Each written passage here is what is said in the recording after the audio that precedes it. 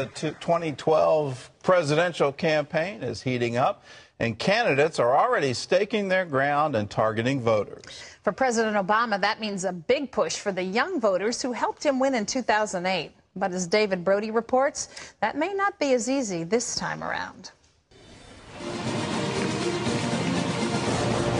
Barack Obama's victory in 2008 was indeed historic, powered in large part by a group known as the Millennials, voters 30 and under. When you get people like Barack Obama, it starts getting a generation of voters who've never even thought about politics before. Now, 3 years later, the times, they are a-changin'. In 2008, Obama took 66% of the 30 and under crowd, and they also voted overwhelmingly for Democrats, 62% versus 30% for Republicans. Well, now the gap has closed considerably. Those numbers are 52 to 39% in the Democrats' favor, a swing of 19 points. For some former young Obama volunteers, the hope and change fever has cooled. We're still in war, we're still in a recession, especially people my age graduating, like we don't have jobs.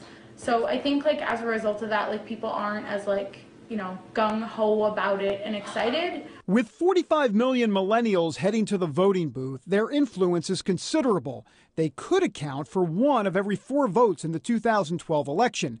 The bad news for President Obama is that the recession is hitting this 20-something crowd extremely hard. While the national unemployment rate hovers around 9%, it's around 19% for those 18 to 24 and 10.5% for those 25 to 29.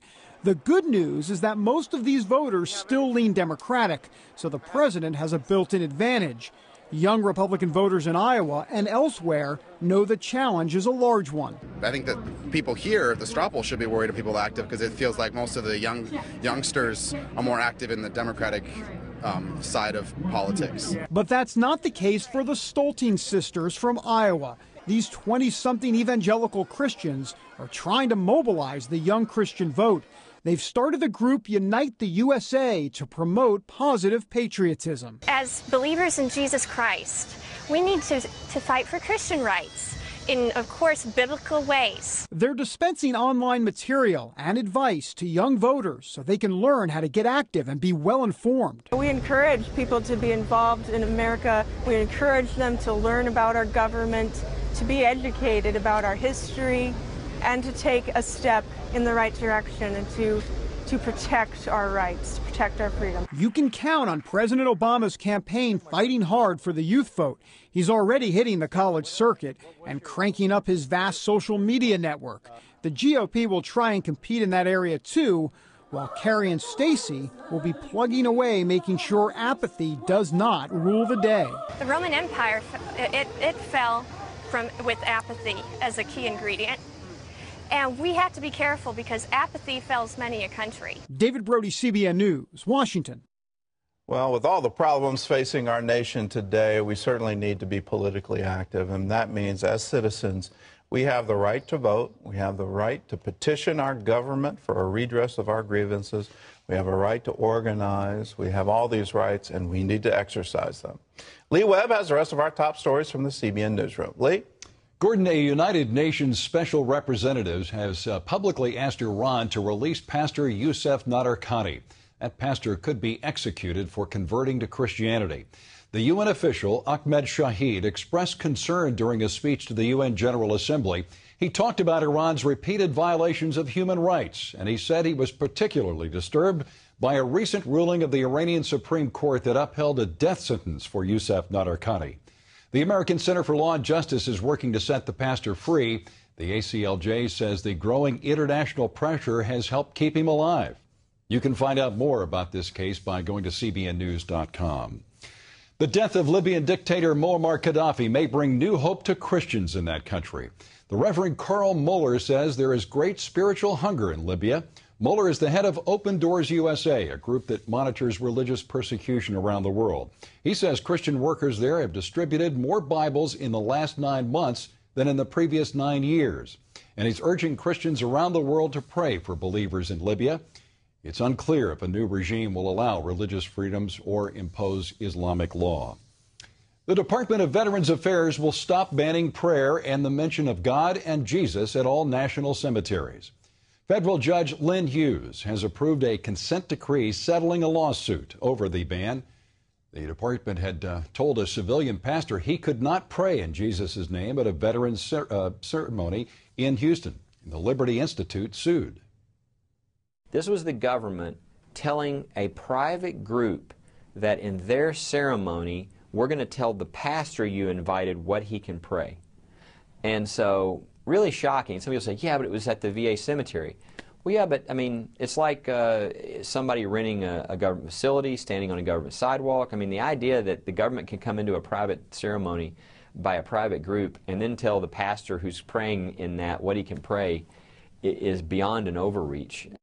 Shackelford and the Liberty Institute actually found several cases of the department censoring religious freedom. Now the government has agreed it will not let that happen again. Can cell phones really cause cancer? The conclusion from the largest study ever done is no.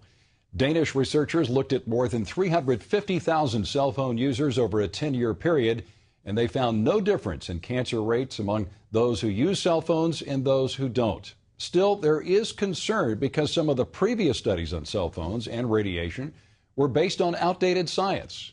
Ephraim Graham has more. The FCC tests the amounts of radiation phone users are exposed to. But according to the Environmental Health Trust, those tests are flawed. The government uses a plastic mannequin head to test the effects of cell phone radiation.